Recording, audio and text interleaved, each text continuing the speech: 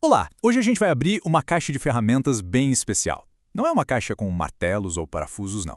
A gente vai explorar as ferramentas que as organizações de ponta usam para navegar no mercado e, mais importante, para construir o próprio futuro.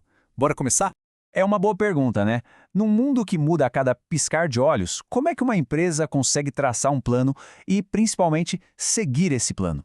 Olha, não é mágica, muito menos sorte. É método. E o segredo está justamente aqui, numa abordagem bem estruturada. As grandes empresas têm um arsenal de ferramentas de análise e planejamento. É bom pensar nelas como os instrumentos de um capitão de navio. Cada uma serve para uma coisa. Uma para ler as estrelas, outra para medir a profundidade, outra para traçar a rota no mapa, tudo para garantir que a viagem chegue no destino certo.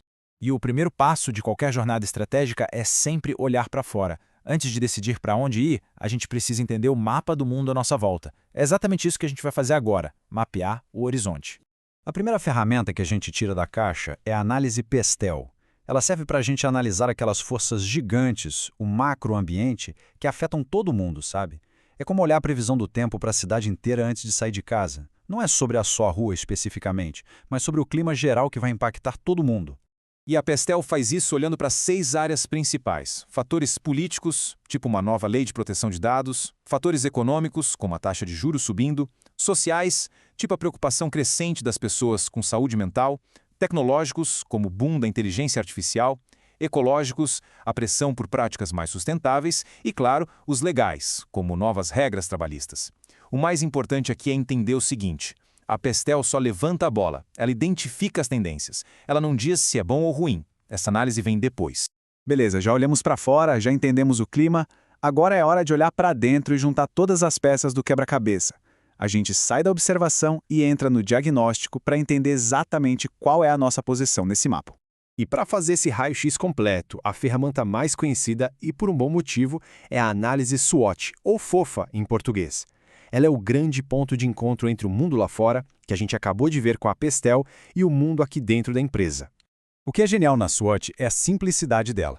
Ela divide tudo em 4 caixinhas. Do lado de dentro, a gente olha para as nossas forças. Por exemplo, uma equipe super qualificada. E para as nossas fraquezas, tipo um sistema de TI meio antigo.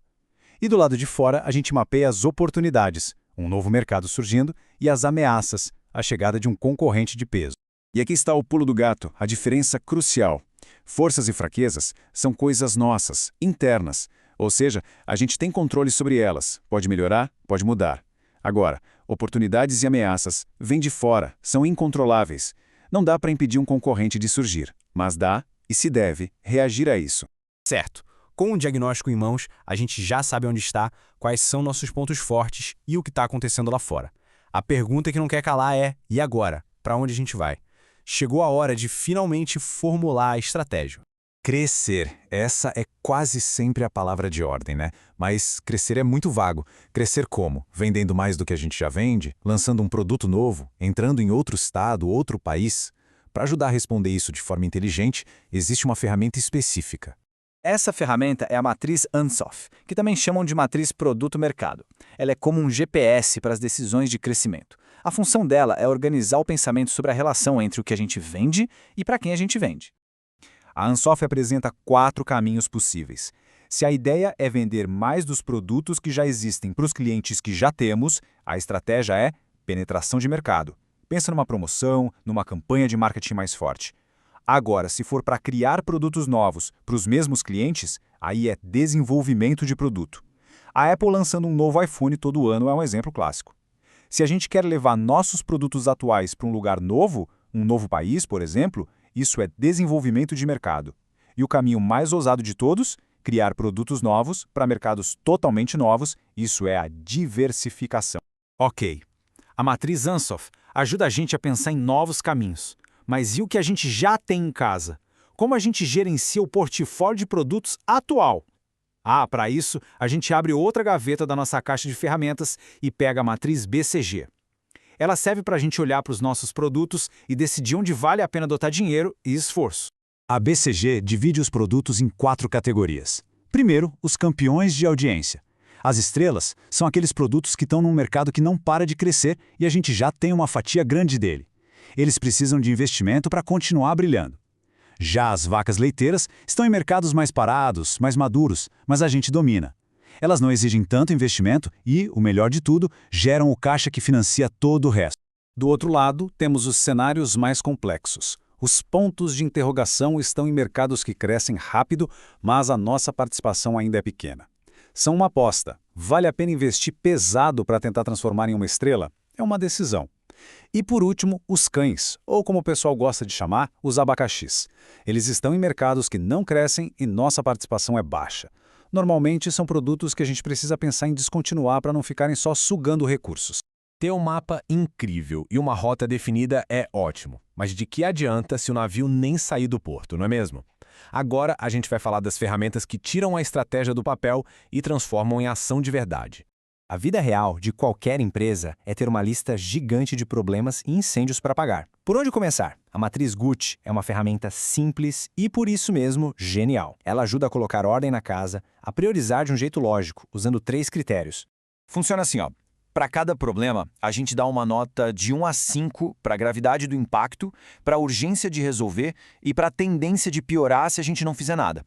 Aí, é só multiplicar as 3 notas. O problema que tiver a maior pontuação, tipo o C aqui do nosso exemplo, vira a prioridade número 1. Não tem achismo, é matemática. Simples e muito eficaz.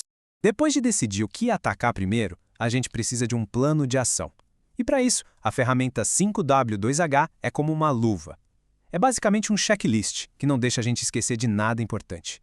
Ele transforma uma decisão em um plano claro que todo mundo consegue entender e seguir. O método força a gente a responder 7 perguntinhas básicas, mas poderosas. O que vai ser feito? Por quê? Quem vai fazer? Quando? Onde? Como? E, claro, quanto vai custar? Quando a gente tem resposta para tudo isso, a gente não tem mais só uma boa ideia. A gente tem um plano de ação de verdade, pronto para rodar. Bom, o plano já está rodando, as coisas estão acontecendo, mas a viagem é longa. Como a gente sabe se está indo na direção certa? Como a gente monitora se o plano está dando resultado e ajusta a rota se precisar? A ferramenta para isso é o Balanced Scorecard, o famoso BSC. Ele é o painel de controle do nosso navio. É um sistema que vai muito além de só olhar o resultado financeiro. Ele olha um conjunto equilibrado de indicadores, tipo satisfação do cliente, processos internos, aprendizado da equipe, para mostrar se a estratégia está mesmo sendo executada e se está trazendo os resultados que a gente esperava. E assim a gente fecha a nossa caixa de ferramentas estratégicas. Foi uma viagem e tanto, hein? A gente foi do macro ao micro, mapeamos o horizonte com a Pistel, entendemos nosso lugar com a SWOT, traçamos rotas de crescimento com a Ansoff e a BCG e transformamos tudo em realidade com a Gucci, o 5W2H e o BSC. Cada ferramenta com seu momento, com sua função. Agora fica a reflexão. Pensando no cenário de hoje, qual dessas ferramentas parece ser a mais crucial, a mais necessária agora mesmo?